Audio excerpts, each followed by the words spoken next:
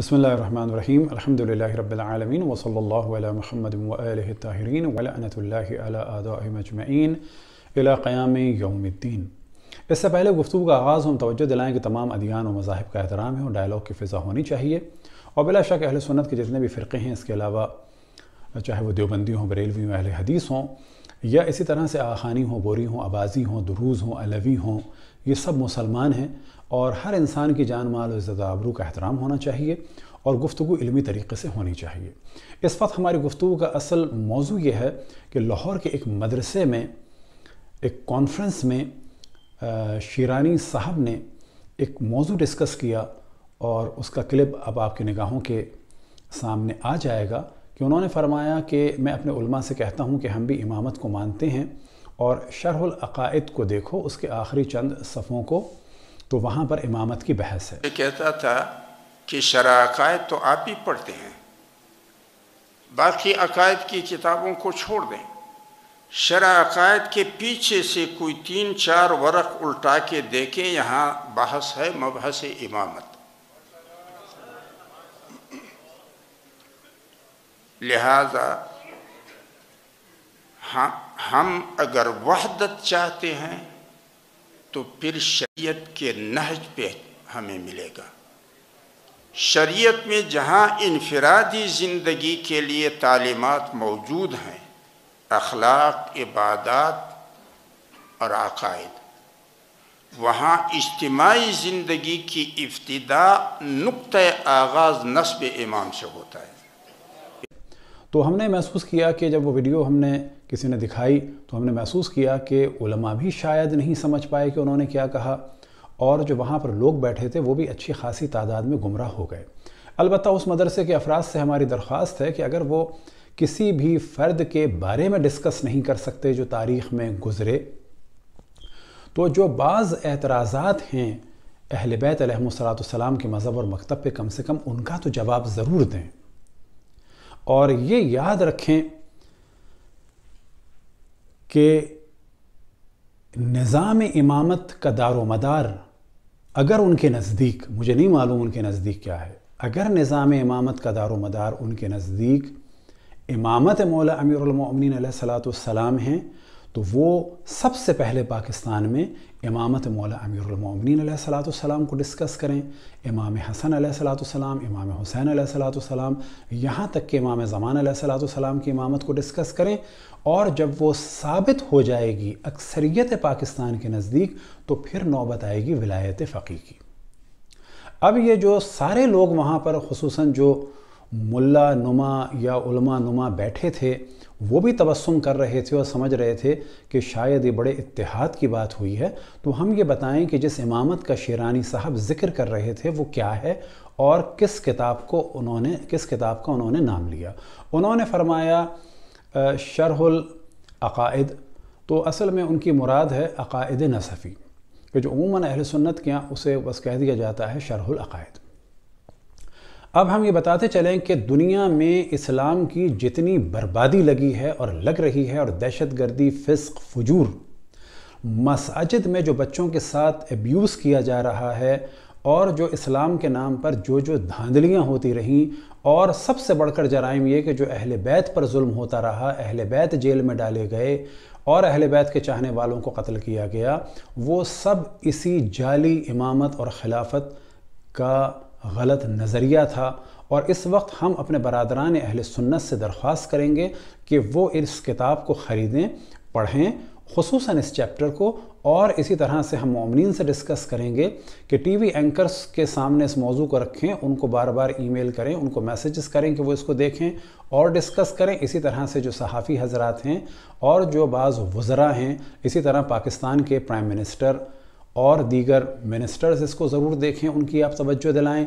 इसी तरह से जजेस की तवज्जो दिलाएं, फ़ौज की तवज्जो दिलाएं। याद रखें कि जो मौजू हम डिस्कस करने जा रहे हैं, इसी मौजू की वजह से तमाम ये दहशत गर्द हैं, फितना है, फ़साद है, बदकिरदारियाँ हैं, और आप लोग इंतहाई सादे हैं, यानी हमारे बरादरान अहले सुन्नत और हत्ता पाकिस्तान के जजेस और वकला और بہت سارے ایکٹیوسٹ وغیرہ جو ان موضوعات کو نہیں جانتے اور وہ ایسے ہی ان مولویوں کے ہاتھ میں کھیل بنے ہوئے ہیں، اور اس کو ہم تفصیل سے ڈسکس کریں گے۔ آج تو ہم فقط جو شیرانی صاحب نے جس کتاب کا ذکر کیا اس کو ہم ڈسکس کر کے آپ کے سامنے رکھتے ہیں تاکہ پتہ چلے کہ امامت واقعی اہل بیت علیہم السلام یا خلافت واقعی اہل بیت علیہم السلام، کیونکہ مولا امیر المومنین علیہ السلام خلیفہ بھی تھے اور امام بھی تھے، یعنی خلیفہ رسول اللہ صلی اللہ علیہ وسلم بلا فاصلہ اور امت مسلمہ کے امام بھی تھے۔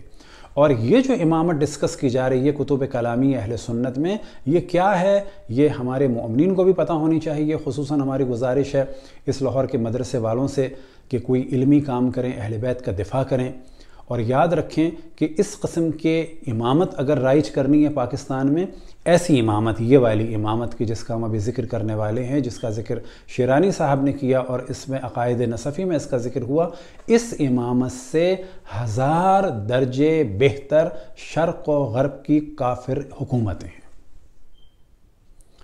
اور میں کسی کا نام نہیں لیتا، مومنین سے درخواست کروں گا کہ ٹی وی اینکرز اور ایکٹیوسٹ کو یہ آپ ای میل کر کے ضرور بھیجیں، اور اگر یہ پورا لیکچر نہیں بھیج سکتے تو اس کتاب کا جو ہمارا حوالہ ہے بھیجیں، انشاءاللہ یوٹیوب میں اس کو ہم ڈسکرپشن میں اس کی فوٹوز لگا دیں گے تاکہ امت مسلمہ اس فتنہ فساد سے محفوظ رہے۔ اب آپ کے سامنے ہے توضیح العقائد فی شرح العقائد۔ اصل میں یہ کتاب ہے کہ جس نے لکھنے والے ہیں وہ ہیں نصفی، اور پھر اس کی شرح کی ہے تفتزانی صاحب نے۔ اس وقت جو آپ کے سامنے یہ ہے مولانا اکرام الحق صاحب کی، اور یہ کتاب ہے وفاق المدارس اہل سنت کی۔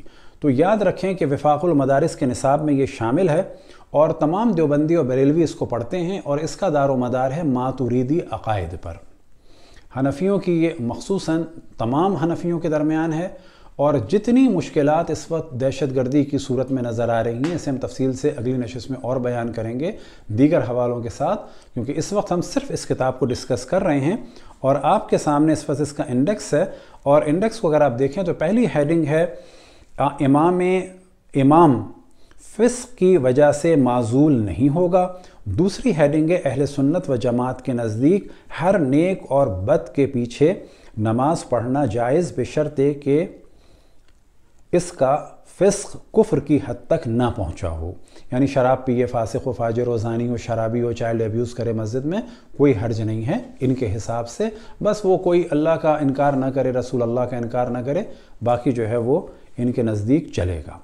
اب آپ کے سامنے ہے صفحہ نمبر 494، اور یہاں پر اصل ہیڈنگ ہے، اور اللہ کا شکر ہے کہ اس کو ہم تقریباً 15 سال پہلے بھی پڑھ چکے، ہمارے جو ریکارڈز ہیں عقائد کے اگر آپ لیکچرز دیکھیں تو وہاں پر بھی ڈسکس کر چکے۔ ایک واقعہ میں تیزی سے بیان کرتا چلوں کہ جس وقت میں 6 یا 7 کلاس میں تھا تو ایک خبر آئی تھی کہ پنجابی فلموں کے ایک ایکٹر کہ جو دنیا میں اب نہیں رہے، کہ اللہ ان کی بخشش فرمائے، ان کے درجات کو بلند فرمائے، ان گناہوں کو معاف فرمائے، ان کے گھر میں نماز تراویح ہوتی تھی اور لوگ شرکت کرتے تھے۔ تو 7 یا 6 کلاس میں جب میں تھا اور جب میں نے یہ دیکھا تھا تو اس وقت جب کہ میں مذہبی بھی نہیں تھا، مجھے معلومات بھی نہیں تھی، لیکن اتنا پتا تھا کہ نماز ہوتی ہے کسی دیندار آدمی کے پیچھے، اور اتنا پتا تھا کہ جو اچھا ہو، حتیٰ لفظ عادل کی بھی ہمیں اس وقت کوئی معرفت نہیں تھی کہ عدل کیا ہے، عادل کیا ہے، لیکن پتا تھا شریف آدمی ہو۔ تو اس وقت بھی میں سوچتا تھا کہ یہ جو لوگ نماز پڑھنے گئے، یہ ایکٹروں کو دیکھنے گئے، کیونکہ ایسوں کے پیچھے نماز تو ہو نہیں سکتی، خیر اللہ ان کی مغفرت فرمائے۔ تو لیکن جب میں نے 15 سال پہلے، شاید 20 سال پہلے عقائد نصفی پڑھی تو اس دن مجھے اپنے اوپر ہنسی آئی کہ میں کتنا حسن ظن رکھ رہا تھا علماء اہل سنت سے، اور اب پتہ چلا کہ نہیں، ان کے ہاں تو ہر فاسق اور فاجر کے پیچھے نماز ہو سکتی ہے، اور وہ ایکٹر کہ اللہ ان کی مغفرت فرمائے پنجابی فلموں کے ہیرو تھے، وہ قطعاً اہل سنت کے لاکھوں علماء سے بہتر تھے۔ اب آپ کے سامنے یہ ہے وَلَا يَنْعَزُلُ الْإِمَامُ بِالْفِسْقِ أَيْ خُرُوجْ عَنْ طَاعَةِ اللَّهِ، کہ اب اس کا ترجمہ کیا ہے، اور امام فسق کی وجہ سے معزول نہیں ہوگا، یعنی اللہ تعالیٰ کی اطاعت سے خارج ہو جانے کی وجہ سے۔ یعنی اگر کوئی امام ہے، یا امام سے مراد امام جماعت نہیں ہے، یا امام سے مراد ہے امام مسلمین، یہ بھی یاد رکھیں، اور ظلم کی وجہ سے، یعنی اللہ تعالیٰ کے بندوں پر ظلم کرنے کی وجہ سے، اس لیے کہ فسق ظاہر ہوا اور ظلم پھیلا آئمہ اور عمرہ کی جانب سے خلفائے راشدین کے بعد، اور سلف ان کی فرما برداری کرتے تھے اور ان کی اجازت سے جمعہ اور عیدین کی نمازیں قائم کیا کرتے تھے، اور ان پر خروج یعنی بغاوت کو جائز نہیں سمجھتے تھے، اور اس لیے کہ عصمت امام کے لیے ابتداءً شرط نہیں تو بقاءً بدرجہ اولا شرط نہیں۔ اب کیونکہ شیعہ امامت میں عصمت کے قائل ہیں تو یہ فرما رہے ہیں کہ امام کے لیے کیونکہ عصمت شرط نہیں تو اب وہ کیا کرے، وہ فاسق بھی ہو سکتا ہے، وہ ظالم بھی ہو سکتا ہے، جبکہ عصمت کے معنی یہ ہیں کہ گناہوں سے بچنے پر اللہ کی جانب سے قدرت۔ اب اگر کوئی گناہوں سے نہ بچ سکے تو کم سے کم امام زانی اور شرابی تو نہ ہو۔ تو یہ اپنی قوم کو یعنی اہل سنت عوام کو کہ جو بلا شک مسلمان ہیں، ہمارے بھائی ہیں، اور ان کو بیدار ہونا چاہیے اپنے ان علماء سے کہ جو عالم اسلام میں المناٹی کی صورت میں اور فری میسن کی صورت میں ایک مافیا کی طرح سے ہیں کہ جو اسلام کی جڑوں میں بیٹھ گئے اسلام کو بدنام کرنے کے لیے۔ اور یہ کتاب انٹرنیٹ پہ بھی آپ کو مل جائے گی، اور آپ بازار سے جا کے اس کو خریدیں اور اس کو ٹی وی پہ لا کے ڈسکس کریں۔ اس کے بغیر آپ دہشت گردوں کی دہشت گردی کو کنٹرول نہیں کر سکتے، اور اگلی قسم میں انشاءاللہ وہ طریقہ بھی بتائیں گے کہ ان مولویوں سے کس طرح سے آپ فتویٰ دلوائیں۔ اب یہاں پر اگلی ہیڈنگ ہے کیا، وقولہ ولا ينعزل الامام بالفسق۔ یہاں سے ماتن یہ فرما رہے ہیں کہ امام فسق مثلا شراب نوشی اور زنا وغیرہ کی وجہ سے اللہ تعالیٰ کے بندوں پر ظلم کرنے کی وجہ سے معزول نہیں ہوگا۔ اس پر شارح علامہ تفتزانی نے 2 دلیلیں پیش کی ہیں۔ دلیل نمبر 1، خلفائے راشدین کے بعد جو خلفاء اور عمرہ ہوئے ان میں سے فسق بھی ظاہر ہوا اور بندوں پر انہوں نے ظلم بھی کیا، اس کے باوجود سلف نے ان کی تابعداری کی اور ان کے خلاف بغاوت کو جائز نہیں سمجھا۔ تو اس سے یہ معلوم ہوا کہ فسق کی وجہ سے اپنے منصب امامت سے معزول نہیں ہوئے، ورنہ وہ سلف کے ہاں واجب الاطاعت نہ ہوتے۔ اب یاد رکھیں سلف سے مراد ہے کہ جو آپ کے یعنی اہل سنت کے پرانے لوگ گزرے ہیں، تابعین وغیرہ یا بعض اصحاب بھی، اور پھر شور مچایا جاتا ہے پہلی صدی کے اور دوسری صدی کے لوگ، یہ سب سلف ہیں۔ اب اگر انہوں نے گناہ کیا، ظلم کیا تو وہ سب کچھ جائز ہے کیونکہ انہوں نے کیا، اور اگر گناہ پہ خاموش رہے تو یہ بھی صحیح ہے کہ خاموش رہا جائے۔ مثال کے طور پر آپ سرچ کریں مولانا اسحاق کا کلپ، اور یہ اس وجہ سے کیونکہ آپ کو اطمینان ہو جائے گا۔ ایک صحابی تھا جس کا نام تھا بسر بن ارتاد، کہ جو واقعاً اپنے زمانے کا ہٹلر تھا۔ 30,000 سے زیادہ اس نے مسلمانوں کو قتل کیا، مسلمانوں کی خواتین کو بیچا، عزتیں لوٹیں، حتیٰ رسول اللہ صلی اللہ علیہ وسلم کے چچا زاد بھائی عبید اللہ ابن عباس کے جو مولا امیر المؤمنین کے گورنر تھے ان کے 2 بچوں کو قتل کیا۔ اب یہ مراد لے رہے ہیں سلف نے اعتراض نہیں کیا۔ سلف میں تھے جناب حضرت حجر بن عدی جو رسول اللہ صلی اللہ علیہ وسلم کے صحابی تھے، مولا امیر المؤمنین کے صحابی تھے۔ انہوں نے جب اعتراض کیا تو معاویہ نے ان کو مروا دیا، جن کی قبر کو ISIS نے کھود کے ان کا لاشا، ان کا جسم اطہر غائب کر دیا۔ وہ تھے جناب حضرت حجر بن عدی۔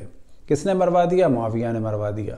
اب کیونکہ سلف خاموش رہے تو علماء اہل سنت، آپ برادران اہل سنت سے یہ کہہ رہے ہیں کیونکہ سلف خاموش رہے آپ بھی خاموش رہیے۔ یہی ان کی خاموشی کی دلیل ہے، کیونکہ ان کا امام محمد بن سلمان نے جب مروا دیا خاشقجی کو تو ان کے نزدیک یاد رکھیں جائز ہے، جب تک آپ یہ چیزیں نہیں سمجھیں گے آپ کو اس مافیا کو ڈیل کرنے کا طریقہ نہیں آئے گا۔ اب اس کے بعد یہ کہتے ہیں اور امام ابو حنیفہ کے نزدیک وہ فاسق اہل ولایت میں سے ہے، یہاں تک کہ فاسق باپ کے لیے اپنی چھوٹی بیٹی کا نکاح کر دینا صحیح ہے۔ تو یہ ہیڈنگ آپ کے سامنے ہے، اس کو پاز کر کے آپ تفصیل سے اور بھی پڑھ سکتے ہیں۔ اب اس کے بعد ہم نے یہ سارا ہی موضوع چل رہا ہے کیونکہ تکرار ہو رہی ہے، 2 دلیلوں کو دوبارہ انہوں نے بیان کیا۔ امام ابو حنیفہ کے نزدیک فاسق ولایت کی اہلیت رکھتا ہے، یہاں تک کہ فاسق باپ اپنی نابالغ لڑکی کا نکاح اس کی مرضی کے بغیر کر سکتا ہے کیونکہ اس کو ولایت حاصل ہے۔ یاد رکھیں کہ ضیاء نے جو امیر المومنین بننے کا خواب دیکھا تھا وہ اسی وجہ سے، انہی عقائد کی وجہ سے ابو بکر بغدادی نے دھوم مچائی، اسی وجہ سے ملا عمر نے فسق و فجور کیا، اور جتنی دہشت گرد تنظیمیں ہیں ان کے عقائد کا، نظریات کا دار و مدار انہی کتابوں پر، خصوصاً اس چیپٹر پر ہے۔ اس کے علاوہ بھی بعض کتابیں ہیں جو آپ کے سامنے انشاءاللہ اگلی نشست میں ہم پیش کریں گے۔ اب اگر اس صفحے کو آپ پورا دیکھتے جائیے تو آپ کو کافی چیزیں مل جائیں گی کہ جس سے آپ کو پتہ چلے گا کہ یہ جو مسجدوں میں چائلڈ ایبیوز ہو رہا ہے، اس کے بعد ملاؤں کی یہ جو المناٹی ٹائپ کی مافیا ہے وہ دوسری جگہ لے جاتی ہے، کیونکہ ملاؤں کے نزدیک، یعنی اہل سنت ملا کے نزدیک یہ سارے کام ایک طرح سے غلط ہونے کے باوجود بھی کیا ہے، یہ پیش امام رہے گا۔ اور یہ جو لاکھوں مدرسے اس وقت طالب علم پاکستان میں ہو چکے ہیں، 50 سال کے بعد عموماً اہل سنت کا یہ نظریہ بن جائے گا، کیونکہ جب اکثریت ان کے نظریے پہ چلیں گے کہ مسجد میں اگر کوئی شراب بھی پی لے، کوئی زنا بھی کر لے، کوئی بچوں کے ساتھ چائلڈ ایبیوز کرے، تو کیا کہا جائے گا کہ اس کو امام جماعت کے عہدے سے بھی نہیں ہٹا سکتے۔ تو اس وقت تو ہماری گفتگو چل رہی ہے امام اور خلیفہ کے عنوان سے کہ یہ کون سا خلیفہ کون سا امام ہے، تو آپ کو پتہ چلے گا کہ طالبان ہو، القاعدہ ہو، لشکر جھنگوی ہو، یہ سب جو کر رہے ہیں، اور جو ٹی وی پہ آ کے مولوی کہہ دیتے ہیں کہ یہ دین نہیں ہے، یاد رکھیں یہ دین ہی ہے ان کا، یہ جھوٹ بولتے ہیں، دین نہیں ہے۔ اگر IS کی حکومت بن جاتی تو یہی ملا اس کو ولی امر بھی کہتے، اول الامر بھی کہتے، اور مثال کے طور پر جناب تقی عثمانی صاحب جو ہیں وہاں اسلامی بینکنگ بھی لے کے پہنچ جاتے۔ اب یہاں پر اگلا چیپٹر ہے کہ جس کا ترجمہ آپ کے سامنے بیان کر دیتے ہیں، اور ہر نیک اور بد کے پیچھے نماز جائز ہے، نبی علیہ السلام کے فرمان کی وجہ سے کہ ہر نیک و بد کے پیچھے نماز پڑھو، اس لیے کہ علماء امت فاسقوں اور خواہشات نفس کی پیروی کرنے والے اور اہل بدعت کے پیچھے بلا نکیر یعنی بغیر ٹوکے ہوئے وداؤٹ اینی آبجیکشن نماز پڑھتے رہے ہیں، اور وہ جو بعض سلف سے منقول ہے یعنی بدعتی کے پیچھے نماز پڑھنے سے منع کرنا تو وہ کراہت پر محمول ہے، یعنی وہ مکروہ ہے، نہ پڑھیں تو بہتر ہے، اس لیے کہ فاسق اور بدعتی کے پیچھے نماز کے مکروہ ہونے میں کوئی کلام نہیں۔ یہ اس وقت ہے جب فسق یا بدعت کفر کی حد تک نہ پہنچ جائے۔ بس اب اگر میں تو کہتا ہوں کہ چاہے زرداری ہوں، چاہے نواز شریف ہوں، چاہے عمران خان ہوں، چاہے ہماری پاک فوج ہو، چاہے حتیٰ جج ہوں کہ جو واقعاً انٹیلیجنٹ ہوتے ہیں لیکن ان کو نہیں معلوم ان مولویوں کے یہ گر کہ جو ایک ٹیلی گرافیکل گفتگو کرتے ہیں، اور یہ ساری دہشت گردی اسی وجہ سے ہے کہ ہمارے عام طور پر جو انٹلیکچوئل ہیں وہ ان کتابوں کو نہیں پڑھتے۔ تو اگر آپ میں سے بھی کسی کو خلیفہ بننے کا شوق ہو تو سب کچھ کر سکتے ہیں آپ۔ شرط کیا ہے کہ آپ شراب پی کے نماز بھی پڑھا سکتے ہیں ان کتابوں کے نزدیک علماء اہل سنت کی، اور آپ بچوں کے ساتھ بھی ایبیوز کر سکتے ہیں، بچیوں کے ساتھ بھی ان علماء اہل سنت کے حساب سے، لیکن آپ کو یہ سب کچھ کرنے کا موقع مل جائے گا بے شرط یہ کہ آپ مولویوں کی چھتری کے نیچے آ جائیں، جیسے کہ اورنگزیب یا اس قسم کے لوگ آ گئے تھے، پھر مولوی آپ کو آن لائن کلیئر کا سگنل دے دیں گے۔ لیکن اگر آپ اکبر کی طرح سے یہ کہیں گے کہ سب کے رائٹ ہیں، شیعوں کے، سنیوں کے، ہندوؤں کے، دیگر لوگوں کے، تو پھر یہ آپ کو تہمت لگا کر کچھ بھی کر سکتے ہیں۔ بس ان مولویوں کے نزدیک جو علماء اہل سنت کے ہیں ہر فاسق اچھا ہے، بے شرط یہ کہ وہ ان کو مال دے یا ان کو سپورٹ کرے کسی بھی قسم کی۔ لیکن ان کو کیسے ڈیل کرنا ہے یہ انشاءاللہ ہم بعد میں بھی ڈسکس کریں گے۔ اب آپ کے سامنے شرح عقائد نصفی، اور یہ جو ترجمہ ہے وہ تھا ترجمہ اکرام الحق صاحب کا، اور مدارس دیوبند ہوں یا بریلوی ہوں اس میں پڑھائی جاتی ہے۔ عقائد کے اعتبار سے ممکن ہے کہ اردو ترجمے والے کے اعتبار سے فرق ہو دیوبندی و بریلوی میں، اور یہ خصوصاً جو ہے وہ سمجھیں بریلوی حضرات کی ہے، جامع قادریہ رضویہ کی، اور یہ ہے علامہ غلام حسین عاصم ماتوریدی صاحب کی ہے یہ سیم کتاب۔ اس میں ظاہر ترجمہ ذرا الگ طریقے سے۔ اب آپ کے سامنے انڈیکس ہے، امام کی معزولی درست نہیں، لہٰذا لاہور کے مدرسے والے بھی اپنے علمی معیار کو بڑھائیں، اور معذرت کے ساتھ، بلکہ معذرت کے ساتھ نہیں، یہ ہمارا حق ہے، ہماری شیعت کو اور پاک امامت کو اس خبیث قسم کی اور نجس قسم کی اور پلیت قسم کی قیادتوں سے ملانے کی کوشش نہ کریں، یہ ہمارا رائٹ ہے اور آپ کو ایسا کام ہم نہیں کرنے دیں گے۔ اب یہاں پر اگلی ہیڈنگ ہے فاسق کی اقتداء۔ دونوں آپ دیکھ لیں، اور یہ ہمارے ججز کو اگر پتا ہو، اینکر پرسن کو پتا ہو، تو لا کے مولویوں کو کھڑا کریں. فقط 2 حوالے کافی نہیں ہیں، اگلی نشست میں انشاءاللہ تفصیل سے اس کو ڈسکس کریں گے. اب آپ کے سامنے ہے صفحہ نمبر 371. وَلَا يَنْعَزِلُ الْإِمَامُ بِالْفِسْقِ وَالْجَوْرِ. کیا ترجمہ ہے اس کا؟ اور امام معزول نہیں کیا جائے گا نافرمانی اور ظلم کرنے کی وجہ سے. اب یہ فرماتے ہیں امام کی معزولی درست نہیں. اب اس کی شرح کیا ہے؟ لا ينعزل یعنی معزول نہیں ہوتا، لا ينعزل معزول نہیں کیا جائے گا. دونوں طرح سے پڑھا جاتا ہے، اور نیز ایک نسخے میں الجور کی جگہ الفجور ہے، مگر صحیح الجور ہے.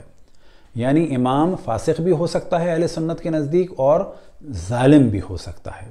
لفظ فسق میں نافرمانی، گناہ، اطاعت خداوندی سے نکل جانے کے معنی آتے ہیں، لہٰذا 2 بار فجور لانے کی کیا ضرورت ہے؟ الجور کے معنی ظلم اور زیادتی کرنا، لہٰذا یہی مناسب ہے.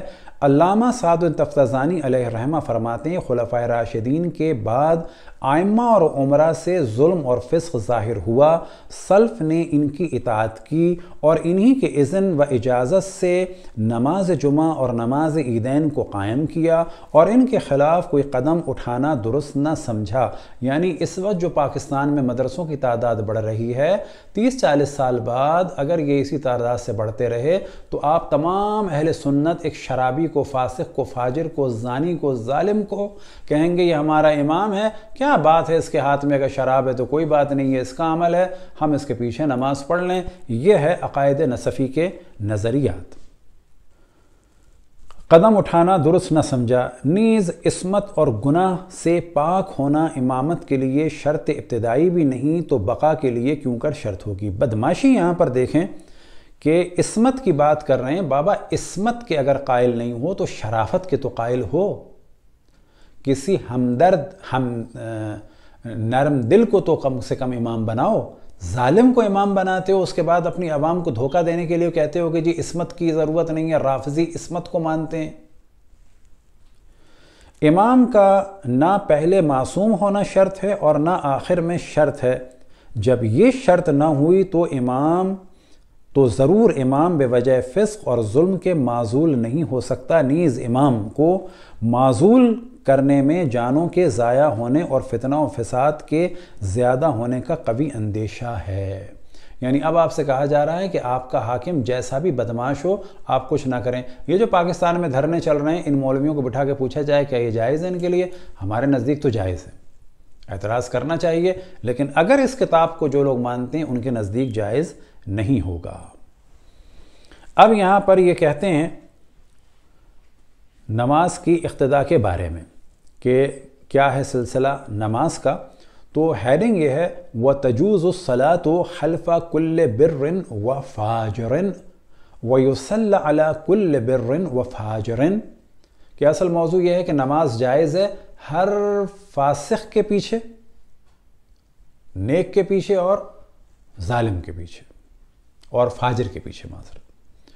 اور جائز ہے نماز پڑھنا ہر نیک و بد کے پیچھے، اور نماز جنازہ ہر نیک و بد کی پڑھی جائے گی. دوسری والی بات تو صحیح ہے کہ نماز جنازہ جو بھی مسلمان ہیں اس کی پڑھی جائے گی. اب یہاں پر وہ ڈسکس کرتے ہیں کہ انہوں نے یہ چیزیں ڈسکس کی. یہاں پر جو ایرو بنائیں یہاں سے دیکھیں. چونکہ شیعہ کے نزدیک جس طرح امامت کبریٰ میں امام کا معصوم ہونا شرط ہے، یہ جملہ تو صحیح ہے، اور پہلے آپ دیکھ چکے کہ وہ کہہ رہے ہیں کہ امام فاسق فاجر بھی چلے گا، جیسا کہ انہوں نے کہہ دیا کہ شرابی اور زانی بھی چلے گا اور ظالم بھی چلے گا. اسی طرح امامت صغریٰ میں بھی معصوم ہونا ضروری ہے. ایسا نہیں ہے. ہم امامت صغریٰ یعنی نماز جماعت کے لیے کہتے ہیں کہ عادل ہونا چاہیے. عادل سے کیا مراد ہے؟ یعنی ارد گرد والے لوگ کہیں کہ یہ حرام نہیں کرتا، ایک شریف آدمی ہے. یعنی شیعہ یہ کہتے ہیں ایک شریف آدمی کے پیچھے نماز پڑھو، اور یہ آپ کو تربیت دے رہے ہیں کہ آپ بدماش کے پیچھے بھی پڑھ سکتے ہیں، شرابی کے پیچھے بھی پڑھ سکتے ہیں. یہی وجہ ہے کہ جب مسجدوں میں یہ بدکرداریاں کرتے ہیں علماء اہل سنت تو پھر یہ ایسا نہیں ہے کہیں اور نہیں رہتے. یہ ان کی وفاق المدارس اور جو ان کا پورا ایک مافیا ہوتا ہے وہ بھی دوسری جگہ لے جاتا ہے، کیونکہ پتہ ہے کہ ہم سب ایک سے ہی ہیں. اور خوارج کے نزدیک فاجر گناہگار کافر ہیں، لہٰذا اس کی اقتداء میں نماز جائز نہیں۔ اس لیے امام نصفی فرماتے ہیں کہ ہر گناہگار مسلمان کی اقتداء میں نماز درست ہے اور ہر گناہگار میت پہ نماز جنازہ پڑھنا بھی جائز ہے۔ اس پورے موضوع کو انہوں نے ڈسکس کیا۔ اب آپ دیکھیں کہ حضرت ابو ہریرہ سے روایت ہے کہ رسول اللہ صلی اللہ علیہ وسلم نے فرمایا، تمہارے اوپر جہاد ہر سردار کے ہمراہ، خواہ وہ نیک ہو بد ہو، واجب ہے، اگرچہ وہ سردار گناہ کبیرہ کرتا ہو۔ یہی وہ تربیت دی گئی کہ معاویہ ہو، اس کے فوجی ہوں، یہ سب کے سب صحیح ہیں۔ اسی طریقے سے آٹومن امپائر کے سارے غنڈے صحیح ہیں، جبکہ آٹومن امپائر میں ایک بدترین چیز تھی، گناہ تو کرتے ہی تھے لیکن ایک بدترین گناہ یہ تھا کہ اگر آپ جا کے تحقیق کریں کہ عام طور پر یہ اپنے خاندان کے مردوں کو مروا دیتے تھے، شہزادے عام طور پہ گھبراتے تھے۔ یہی نیک کام کیا تھا مولویوں کی امبریلا میں اورنگزیب نے کہ اپنے بھائیوں کو مروا دیا اور باپ کو قید کر دیا، پھر مولویوں نے اس کو ولی اللہ بنا دیا۔ تو یہ سب کچھ جو گیم ہوا ان کتابوں کی وجہ سے ہوا، اور یہ کتابیں جو ہیں کوئی نئی نہیں ہیں۔ اور تم پر نماز ہر مسلمان کے پیچھے واجب ہے، خواہ وہ نماز پڑھنے والا نیک ہو یا بد، اگرچہ گناہ کبیرہ کرے۔ گناہ کبیرہ یعنی زنا ہو گیا، لواط ہو گیا، شراب ہو گیا، قتل ہو گیا، اور جتنے گناہ کبیرہ ہیں وہ اہل سنت علماء آپ کو یہ درس دے رہے ہیں کہ آپ کی مسجد کا امام جماعت جو بھی کر رہا ہو آپ اس کے پیچھے نماز پڑھیں، آپ فقط اس کے پیچھے نماز پڑھیں اور اس کے خرچوں کو اٹھائیں۔ لہٰذا اگر آپ ان کتابوں کو مانتے ہیں برادران اہل سنت کے، قطعاً وہ مسلمان ہیں اور ان کو ہم بڑا مظلوم سمجھتے ہیں، کیونکہ وہ ان فاسقوں کے ہاتھ میں کھیل بنے ہوئے ہیں، اور وہ فاسق سنی مولوی جو ہیں عموماً جو ہیں، ہم سب کو نہیں کہتے، وہ ان کو اہل بیت سے دور رکھتے ہیں، حتیٰ نواز رسول کے ذکر پر پتھر پڑواتے ہیں ہمارے انمعصوم برادران اہل سنت سے۔ علماء امت فاسقوں، خواہش پرستوں اور بدعتی قسم کے لوگوں کے پیچھے نمازیں پڑھا کرتے تھے بغیر کسی نکیر کے، یعنی علماء ایسا کرتے تھے اور سلف ایسا کرتے تھے۔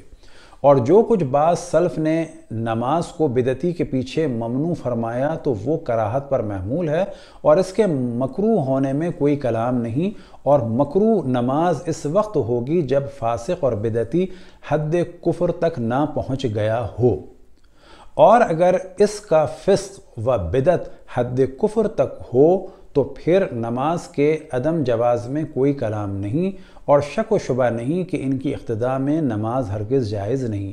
یعنی آپ کوئی بھی کام کر لیں نماز ہو جائے گی، صرف آپ یہ نہ کہیں کہ اللہ نہیں ہے، یہ ختم نبوت کی بات۔ البتہ کتب اہل سنت توہین رسالت سے بھری ہوئی ہے، جس کو مجدد کہا جاتا ہے، وہ خود اپنے آپ کو ایک طرح سے کہتا تھا کہ نبوت کے آثار مجھ میں آ گئے، اور یہ ہمارا آپ کلپ دیکھ سکتے ہیں۔ اسی طریقے سے جس کا آج کل بڑا زور ہے شاہ اسماعیل، کہ جس نے تقویت ایمان لکھی اور رسول اللہ کی توہین سے بھری ہوئی ہے، اور وہ لوگ جو ختم نبوت کا اور توہین رسالت کی بات کرتے ہیں، اور ساتھ میں اگر سید احمد کو، کوئی سید تھا کہ نہیں تھا نہیں پتہ، اس کو شہید کہتے ہیں، اس کے فضائل پڑھتے ہیں، اور شاہ اسماعیل کہ جس نے تقویت ایمان لکھی اس کے فضائل پڑھتے ہیں، تو پھر ایسے ملک میں توہین رسالت یا ختم نبوت کی بات ہی اللہ نہ کرے بیکار ہو جائے گی کہ جو شاہ اسماعیل یا سید احمد جیسوں کی تائید کرے۔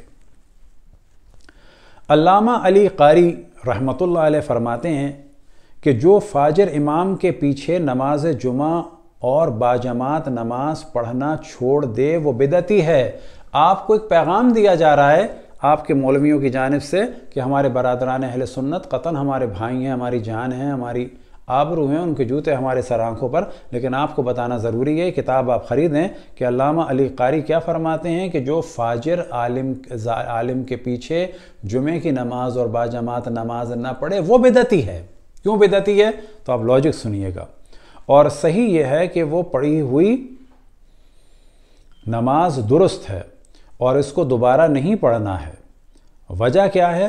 وجہ یہ ہے کہ آپ کے بڑے ظالموں کے ساتھ تھے، کیونکہ آپ کے بڑے ظالموں کے ساتھ تھے تو کہتے ہیں کہ آپ بھی ظالموں کے ساتھ رہیں۔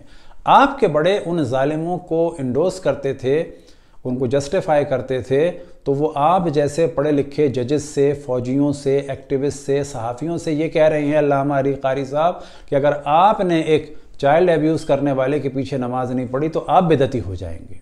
لہٰذا آپ کبھی بھی جب آپ کے یہاں کچھ ہو، اہل سنت کی مساجد میں کوئی مولوی کچھ کرے، تو علامہ علی قاری یہ صاحب فرماتے ہیں کہ اس کے پیچھے آپ نماز پڑھتے رہیں. اور یہ نظریہ اس کتاب کو جن لوگوں نے اپنے کورس میں شامل کیا ہے ان کا یہی نظریہ ہے، اور ان مدرسوں سے ایسے لوگ اس وجہ سے نکل رہے ہیں.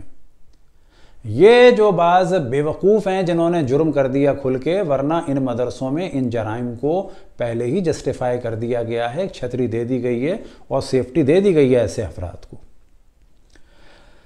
اب یہاں پر کیا آتا ہے؟ حضرت ابن مسعود وغیرہ، یعنی جتنے بھی آپ کے اصحاب تھے یہ سب کام کرتے تھے کچھ جان کی خوف سے، لیکن جیسے کہ اعتراض کیا جناب حجر بن عدی نے تو ان کو معاویہ نے مروا دیا.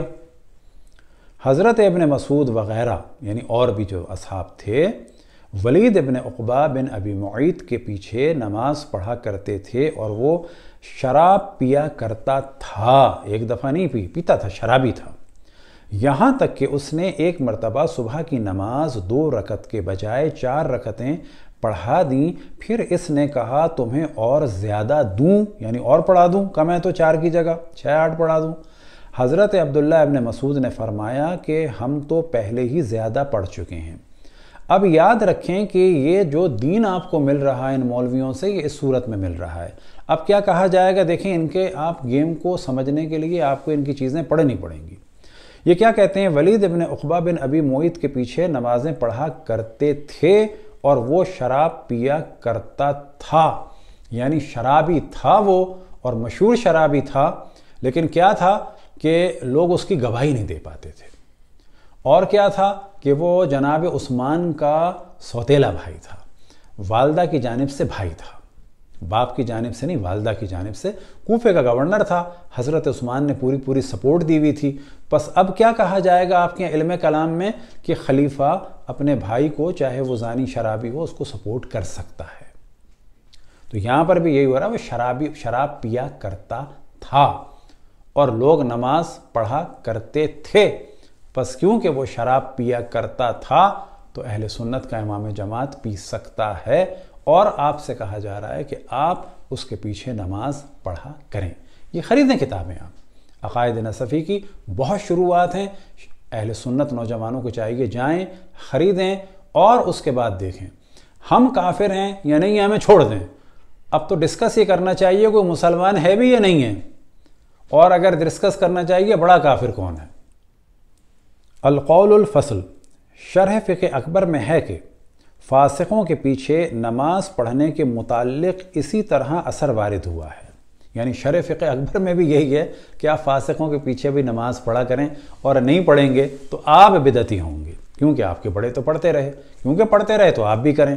اور اگر آپ نہیں پڑھیں گے تو رافضی ہو جائیں گے، کافر ہو جائیں گے. کیوں کہ اہل بیت نے ہمیشہ ظالموں کی مخالفت کی.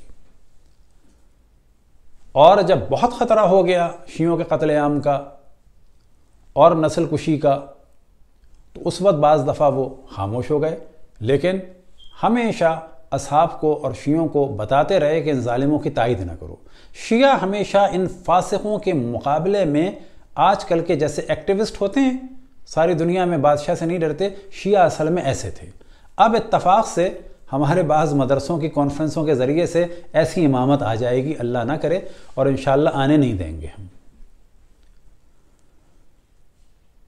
اب وہ کیا اثر وارد ہوا ہے؟ اور ظالم اماموں مثلا یزید ابن معاویہ اور اکثر خلفائے مروانیہ مثلا ابن زیاد اور حجاج بن یوسف ثقفی کے زمانے میں صحابہ و تابعین اسی پر چلتے تھے. یعنی وہ اس کے پیچھے نمازیں پڑھتے رہے، اور صحابہ و تابعین کا یہ فعل اس بات کی دلیل ہے کہ اعمال حقیقت ایمان سے خارج ہیں، اور گناہ کبیرہ کا مرتکب مومن ہے اگرچہ فاسق ہو، ورنہ کبھی نماز ان کے پیچھے جائز نہ ہوتی. یعنی آپ کو یہ پیغام دے رہے ہیں کہ جیسا بھی آدمی ہو اس کے پیچھے نماز پڑھیں، کیونکہ آپ کے بڑوں نے یہی کام کیا، اصحاب نے اور تابعین نے، اور ہم ان چیزوں کی مخالفت کرتے رہے، لہذا قتل کیے جا رہے ہیں. اور پھر اس کے بعد اگلی اس میں آپ دیکھیں کہ وہاں پہ بھی یہی آتا ہے برن کل برن و فاجرن، اور ہم ہر ایک نیک اور بد اہل قبلہ کی اقتداء میں نماز ادا کرنے کو درست سمجھتے ہیں۔ انشاءاللہ اس کے بعد تفصیل سے اور کتابوں کے ساتھ یہ جو دہشت گردی کا ماحول ہے یہ کیوں پھیلا، کیسے پھیل رہا ہے، مولوی کس طرح سے فوج کو بے وقوف بنا رہے ہیں، ججوں کو بے وقوف بنا رہے ہیں، حکومت کو بے وقوف بنا رہے ہیں۔ یاد رکھیں کہ اگر اہل سنت بیدار نہ ہوئے تو یہ جس طرح سے پاکستان میں مولوی بڑھ رہے ہیں، مدرسے بڑھ رہے ہیں، شدت بڑھ رہی ہے، اس کے ذریعے سے دین نہیں بڑھے گا بلکہ لوگ دین سے نکل جائیں گے، ایتھیسٹ ہو جائیں گے، کیونکہ اگلی نسلیں ان کتابوں کو ضرور دیکھیں گی، خصوصاً ہماری اس گفتگو کے بعد۔ وصلی اللہ علی محمد وآلہ الطاہرین۔